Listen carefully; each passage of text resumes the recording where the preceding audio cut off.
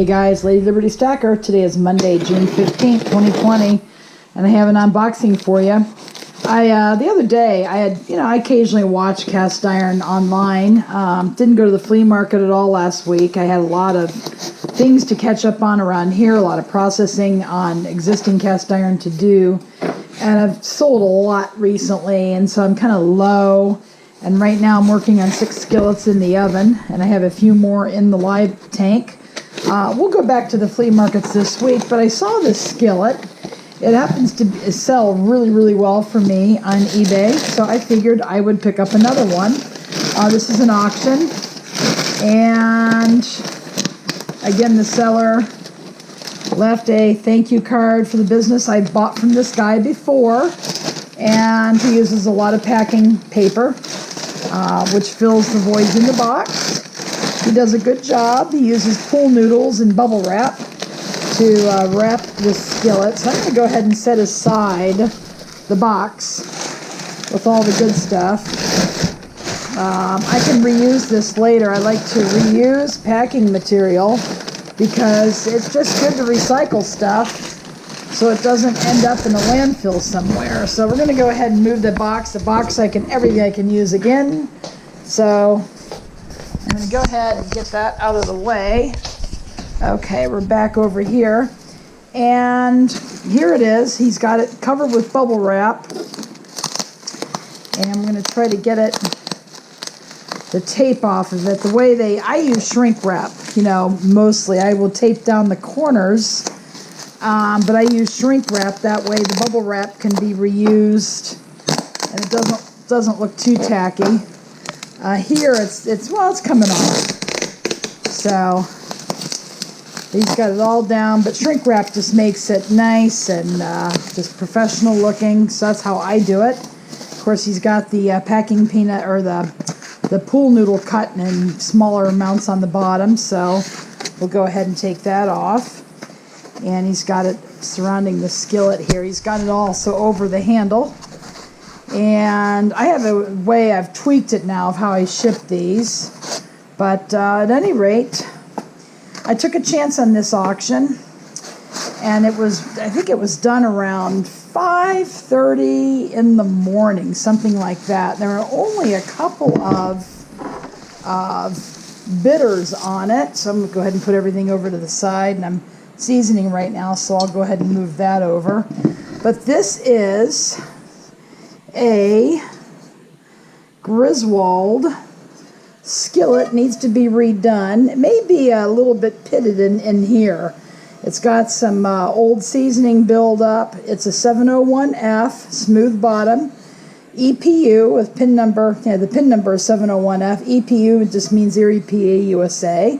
It is a large logo, and he said it sits flat. Has a little bit of a wobble, but it does not spin. But it's hard to tell really the condition of the skillet until you get everything stripped off. There's a little bit of rust underneath there. It's hard to tell how it's going to come out, but the thing is, there was only a couple of bidders, and when I bid on it, it was like 17 bucks.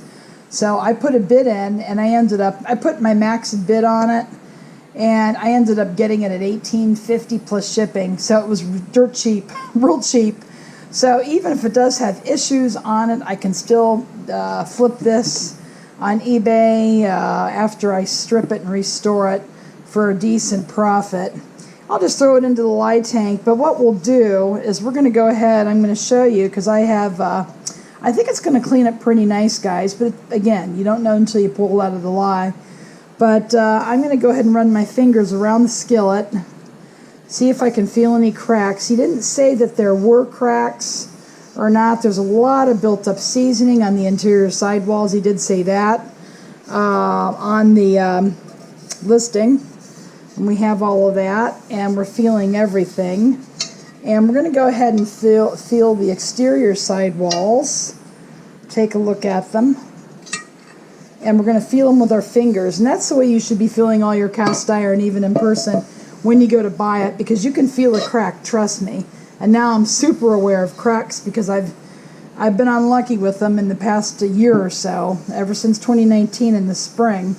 And mind you, before that, guys, I was collecting cast iron before that, and I had not come up with a crack that I wasn't already aware of in 2 years of collecting vintage cast iron. So either I got real lucky and didn't find any pieces with it, or I was very skillful and avoided all the cracks, or a combination of both. And I would say it's a combination of both, because you cannot always see the cracks until all the seasoning and everything comes off.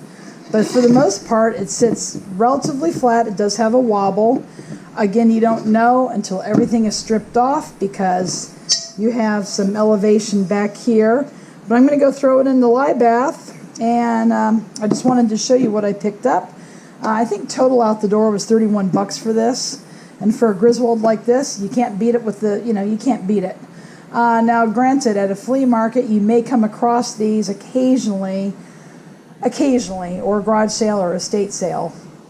But you're going to be looking a long time, or you're going to happen upon it when you're least expecting it. So if you want to go out this weekend and get one like this for this price, it's not going to happen. And even on eBay, when you find auctions like this, you're going to find them fewer and far between than close together. So you just have to be aware of the various places you can buy your cast iron.